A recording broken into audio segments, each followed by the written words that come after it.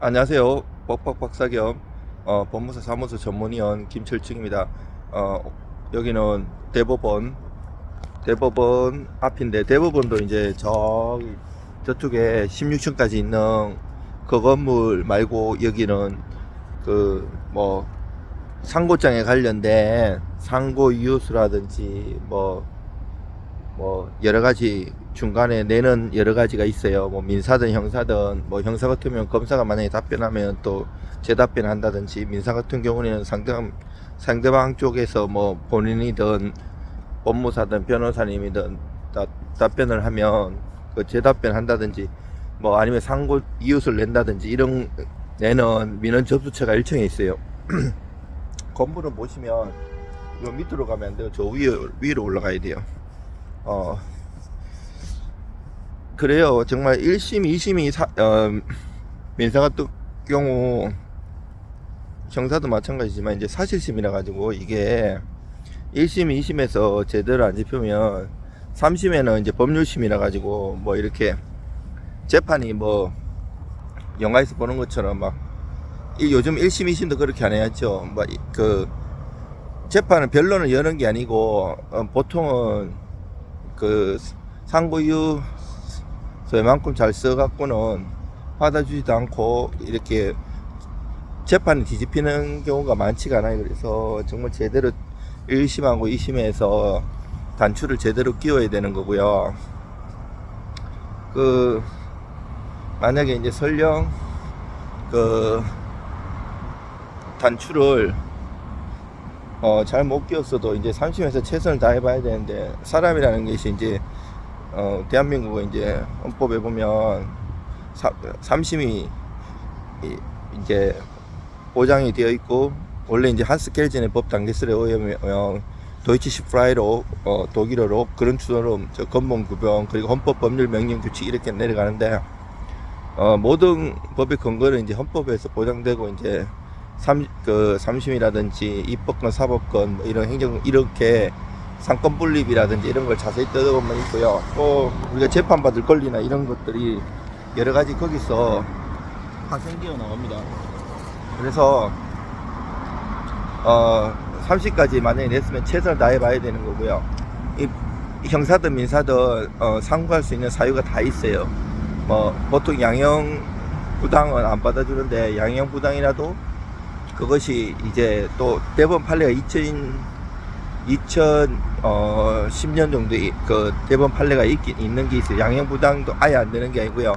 예외적인 경우 되는 경우도 있고, 또 만약에 이것도 1심과 2심에서 내가 무죄를 다퉜으면 또 받아주는 경우가 있고, 무죄를 다투지 않았을 경우에는 안 받아주는 경우도 있고요. 여러 가지가 있기 때문에, 법률심이라고 해도 사실 오인으로 인해 가지고 판단을 잘못했을 경우가 있기 때문에, 그런 것을 제대로 정말 정성을 다해서 잘 써야 돼요. 뭐 한두 장 이래 쓰는 게 아니고 수십 장으로 정말 조목조목 반박 해보고 최선을 다해보고, 안 되면 뭐 나중에 또 새로운 증거가 나오면 재심도 있는 거고, 여러 가지가 있는데, 대충 하면 안 됩니다. 정말 최선을 다해가지고 해보고 해봐야 되기 때문에, 그 법률 이렇게 적용함에 있어가지고 잘못 적용된 이런 거를 조목조목 나열해가지고, 그래서 법리에 밝아야 돼요. 뭐 민법, 형법 이 정도만 해서 안 되고요. 민사소송, 형사소송, 특별법까지 그래서 전문가가 필요한 거고요. 전문가가 이제 그거를 법리적으로 다 검토해 보는 거죠. 물론 이게 애매해요. 뭐 내가 돈이 막 썩은 남만 돌아가지고 나는 뭐 제일 비싼 몇 억 주고 하겠다, 삼신도 그렇게 하면 해볼 만한데, 그렇다고 그렇게 비싼 데 수임한다고 결과가 달라지진 않아요. 본인들이 쓰는 거하고는 차이가 있고, 또 저희처럼 법무사 사무소에서도 공부를 많이 한 사람들은 이 비용이 저렴한 만큼 많이 해보걸랑요. 저 같은 경우 박사도 받고 서초동에서 법무사 대표 법무사 한 13년 하다가, 지금은 이제 대학에서 가르치기도 하고 또 여러 가지 사유로 이제 조금 잠시 동기법무사님 전문위원으로 돼갖고 정식 등록해갖고 도와주고 있는데 두 사람이 걸어서 체킹하니까 조금 더 낫겠죠. 그리고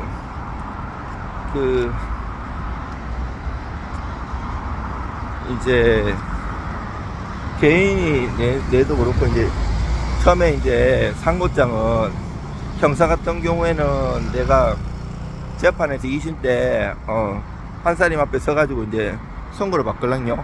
원래 이제 재판 받을 때는 1심 2심에서는 형사 같은 경우에는 왼쪽에 검사 공판 검사님이 앉아 계시고 오른쪽에는 피고인이 있는데 그 피고인 왼쪽에 이제 피고인하고 같이 앉는 게 이제 변호인이죠, 변호사님.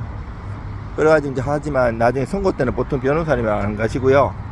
뭐 혼자 서가지고 그 앞에 서갖고 이렇게 민사 때는 앞에서 왼쪽에 원고 오른쪽 피고잖아요. 그래서 이렇게 서가지고 선고를 받아요. 그럼 내가 듣잖아요. 뭐 징역이든 집행유예든. 그러면 들었기 때문에 그때로부터 일주일 동안 상고할 수 있어요. 그러면 초일불산이라서 다음날 만약에 예를 들어서 오늘이 금요일이면 다음주 금요일까지 상고장 내야 돼요. 1심 2심도 마찬가지인데 눈치 싸움이라 가지고 내가 상고하면 검사님도 상고하걸랑요. 그래서 검사들 한 3일째 보통 해요. 그래 보통 한 마지막 날까지 기다리다가 오후 6시에 열애 보고 있다가 6시 되기 전에 내는 경우도 있고, 또 당일 이제 밤에도 당직 서는 데가 있어요. 그거다 내면 냈는 걸로 인정돼. 접수증 찍어 주걸랑 접수방. 그리고 민사는 당사자가 참석하지 않아도 선고를 내리걸랑요. 보통 안 가는 경우도 많아요. 그러면 판결 정본이 송달돼요. 판결 정본이 송달되고 2주 내에 상고장 접수하는데, 민사든 형사든 원심법원, 2심법원에다가 내요. 그래야지 걔들이 상고되는 걸 알고 한 일주일 정도 내에 대법원으로 보내요. 그럼 대법원에서 소송 기록 접수 통지서라고 와요. 사건 번호 부여돼 갖고, 대법원은 민사 같은 경우에는 다 형사 같은 데는 도 이래요. 2024 도 2024 다 이래 갖고 오는데, 뭐 전원 합의체로 돼 갖고 이래 막 오래 다투는 경우에는 수년이 끌어요. 막 수년, 막 4, 5년 끄는데, 보통은 한두 달 이내에 선고 때려버려요. 그래서 마음의 준비를 해야 돼. 형사 같은 경우 만약에 내가 구속 안 되고 뭐 징역 6월을 받았다 그러면 3심에서는 선고되는 날 확정되기 때문에 바로 구속될 수도 있어요. 그래서 마음의 준비를 항상 해놔야 돼요. 그 형사는 1심 2심도 마찬가지예요.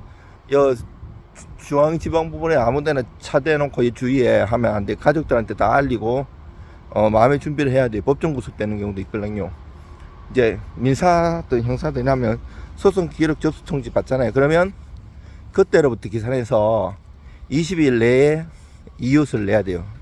이거는 엄격해요. 이거 하루라도 지나면 안 돼요. 그런데 이제 초일불산일이라서 다음 날부터 기산해요. 정확한 기산일은. 그러면 딱 하루 있잖아요. 애매한 경우가 있어요. 이게 일요일이 딱 20일 날 걸리면 그 다음 날부터 내고, 이렇게 여러 가지 복잡한 게 있는데 그냥 하루 이틀이나 좀 넉넉하게 내는 게 좋아요. 그리고 법령 적용 잘못했는 것부터 해가지고 이게 조목조목 공부를 많이 해야 돼. 그래서 20일 내에 내야 되는데 본인이 고민하다가 안 되니까 며칠 남겨놓고 하면 진짜 정성 들여서 못 쓸 수가 있어요. 그 사람이 능력이 있어도 다른 일을 할 수가 있잖아요. 이미 받아놓은 사건이 있을 수 있기 때문에. 그래서 적어도 1주나 2주 내에 바로 연락을 하면 충분히 고민하고 쓸 수가 있어요.